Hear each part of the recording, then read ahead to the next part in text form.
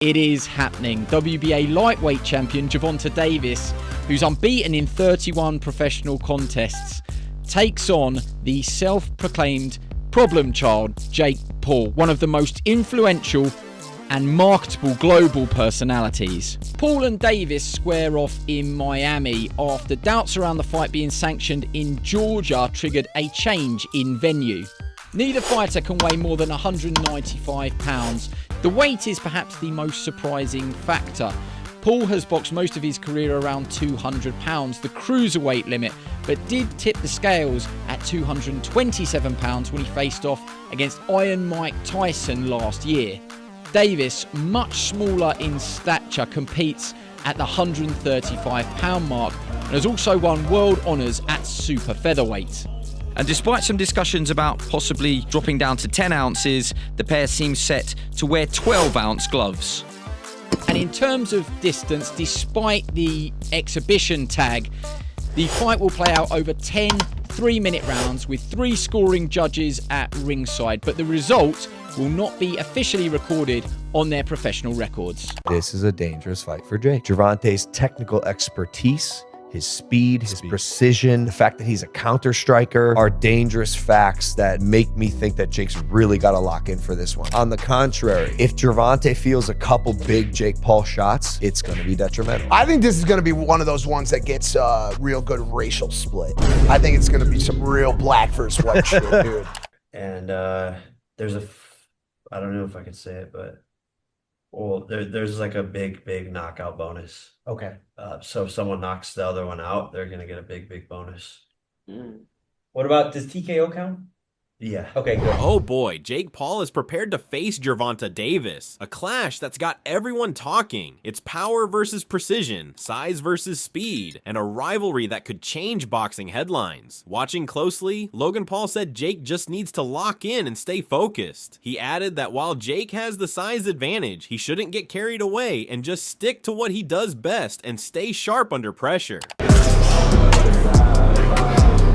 Look, I'm watching Jake spar. He looks good. He's definitely improved. He just got to stay locked in for the entire fight with Gervonta, because this one's going to be tough. I'm telling y'all right now. Bro, this is what I realized with Floyd. I'm quick.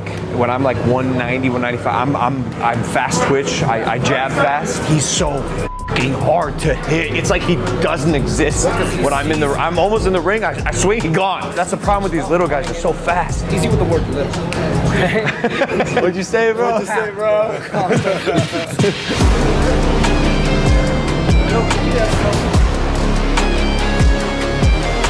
Terrence Crawford voiced his concern about the matchup, saying it doesn't seem like a real or fair fight. He pointed out that Gervonta Davis normally fights at 135 pounds, while Jake Paul walks around at nearly 200 pounds. Crawford said that kind of size gap is huge in boxing and could easily tilt the fight in Jake's favor. He admitted he's worried about how this could turn out for Davis, given the massive physical difference. Jake Paul versus Tank Davis, they just announced the fight.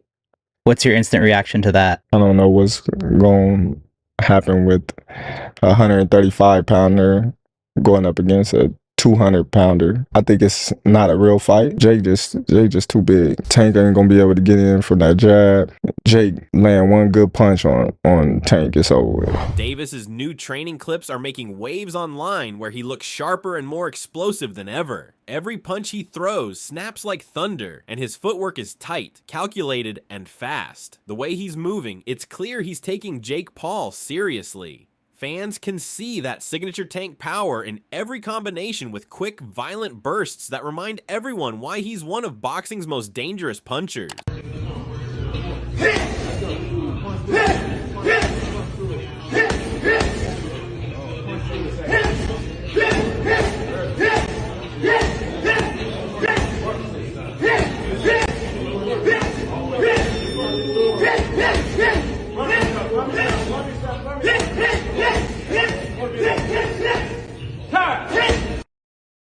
But pay, Crawford also praised Davis, saying he's one of the few fighters who truly fears no one. He explained that Davis constantly calls out everyone and embraces every challenge that comes his way. Crawford said that's what makes him special, his hunger to prove himself against the best. He doesn't worry about who's in front of him, and that fearless mindset is exactly why he's still undefeated and so dangerous. He's calling out, you know, Tank. He calling out everybody. Yeah. He want to fight everybody right now.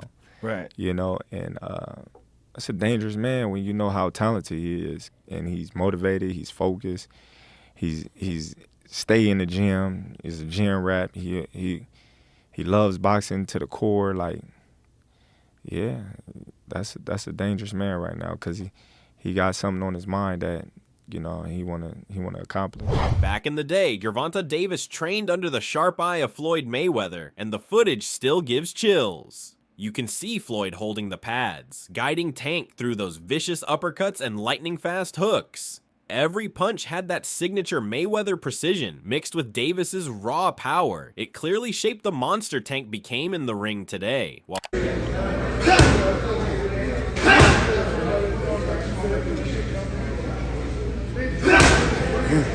jab. Good hook. Yeah.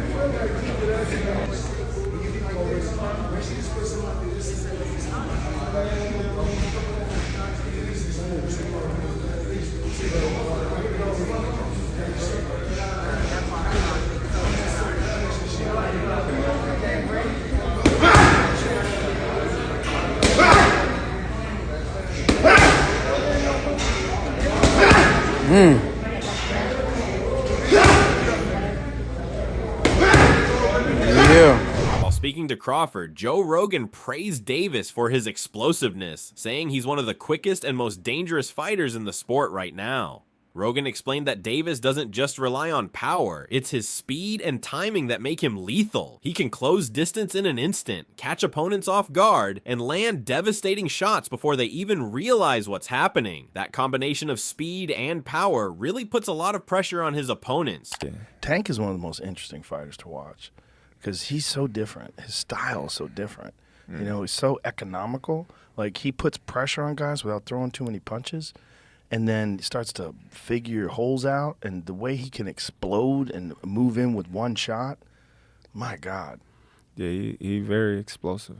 He's very explosive, and, you know, man, he be cracking them dudes. Cracking people. Hey, he be putting them to sleep. Just cracking people. Yeah. And he has so much confidence in his power. So much confidence in his power. That he doesn't give a fuck if he's giving away a couple Yeah, he rounds definitely in the be game. giving away rounds, but, you know, he just, in his mind, he know it's a matter of time before I catch you. Yeah. And that's the thing with Tank. Crawford also said that while Tank Davis is incredibly talented, the fact that he hasn't faced truly elite opponents in his division yet could make this fight tougher for him. Crawford explained that experience against top-tier fighters sharpens your instincts and composure, and since Jake brings power and size, Tank might struggle to adjust. He added that this lack of high-level competition could be the one factor that works against Tank in this matchup. Hats off to Tank. You know, he's a great, talented fighter, but again, he haven't faced the top elite fighters in his division. Right. You know, so we want to see Tank against, you know, somebody his size, you know, at the elite level. Yeah. And I believe he'll do good because, you know, he got the skills, the power, he got the ring IQ to do good, but we haven't seen that yet. Michael Bisping said that Jake Paul is stepping into this fight as a straight-up bully, considering there's nearly a 100-pound difference between him and Gervonta Davis, especially since he weighed 227 pounds when he fought Mike Tyson. He explained that no matter how skilled Davis is, weight matters a lot in boxing, and Jake's power advantage could be overwhelming. Bisping added that it's not a fair matchup physically, and Jake's size could easily make this fight one-sided if he uses it the right way. Jake Paul, I think when he weighed in for Mike Tyson, was 227 pounds. That is, if I'm not mistaken, a 92-pound weight difference. Almost a 100-pound weight difference. It's insane. That is called one thing: That's called being a bully. Chael Sonnen said that Davis isn't really the kind of guy who knows how to sell fights. He just shows up and lets his hands do the talking. On the other hand, the Paul brothers are masters at promotion. But Sonnen added that's what makes this fight interesting. Davis brings the real skills, and Jake brings the marketing power. So in a way, it's a perfectly balanced matchup between hype and talent. Tank is not the guy that knows how to sell a fight. Tank cannot sell a fight in his own division. You have the Paul brothers and they come over to boxing. Their idea from day one is we don't have the skills or the experience. What we're gonna do is we'll take on the absolute best guys, but they're gonna spot us some pounds. Tank has one job to do, that it doesn't make any difference, that boxing is a real sport. My skills versus your skills, of which I am an abundance of and of which you have none of. Tank is telling anybody that will listen that there's a size problem. My skills and my experience in boxing, I do not have to wonder who's in the bar tonight. Any bar I go to, I rule the bar. No, it turns out that you don't. Just need some big guy to corner you, apparently. Boxing has never stood its ground. Boxing has never been able to explain why Floyd needed a half hour to get rid of a guy who's never boxed before. Tank Davis has already began this. When you choose a dum-dum, don't be surprised when he goes out and acts like a dum-dum. 2. Tonda Supaster kept it real when he talked about a possible fight between Davis and Jake Paul. He straight up said Tank's gonna put Jake Paul to sleep. According to him, Jake's got power, sure, but Tank's on another level since he's faster, sharper, and way more dangerous. Two-Tone laughed it off, saying it wouldn't even last long enough to call it a fight. Tank's ending that quick. Tank Davis gonna beat Jake Paul to a bloody pulp. The hatred. Musty energy. And I say that respectfully.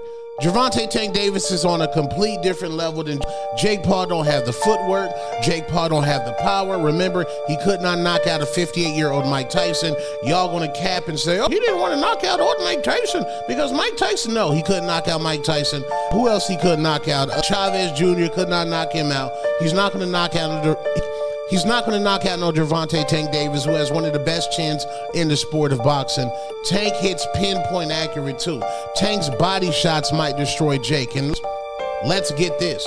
Jake Paul's gas tank is musty at the highest level. His gas tank is musty. Add that to the anxiety of fighting Gervonta Tank Davis, one of the biggest punchers in the sport of boxing. Jake Paul will get beat to a bloody pulp and will be stopped by Tank Davis. Respect. Paul Malignaggi didn't hold back when he called it ridiculous that Gervonta Davis is now seen as the face of boxing. He said the fans are the ones to blame for this, claiming they've set the bar way too low. According to Paul, boxing used to be about legacy, skill, and greatness, not hype and knockouts. He said the sport's standards have dropped and fans are cheering mediocrity. If that's the face of boxing, either the fans have gone down to the dumbest level possible, or the media themselves have gone down to the dumbest level possible for naming this guy as the face of boxing. I understand we don't have anything. The fact that maybe this is the biggest marquee name in the West at the moment, right, is certainly disturbing. But it also shows you that you can make anything into a star at this point because of the technology, the social media effect, and all this other stuff. The push can be given to anybody. The question, and we should be asking, is why was this guy pushed? However, in a recent turn of events, Tank Davis recently hinted that he might retire after fighting Jake Paul, but Max Kellerman wasn't having it. Kellerman blasted Tank, saying it's absurd to talk about retirement when he hasn't even fought a real elite opponent or been a legitimate champion in any division. He said Davis built his career on hype, not legacy, and that retiring now would just prove critics right that Tank's resume doesn't match his reputation. Tank Davis has been called a champion. He's never been the champion of any division. He's never beaten the man in any division. He's had some good wins. In retrospect, the Pitbull win was a nice win. It was a close fight. It was a nice win. Ryan Garcia, that's a big win.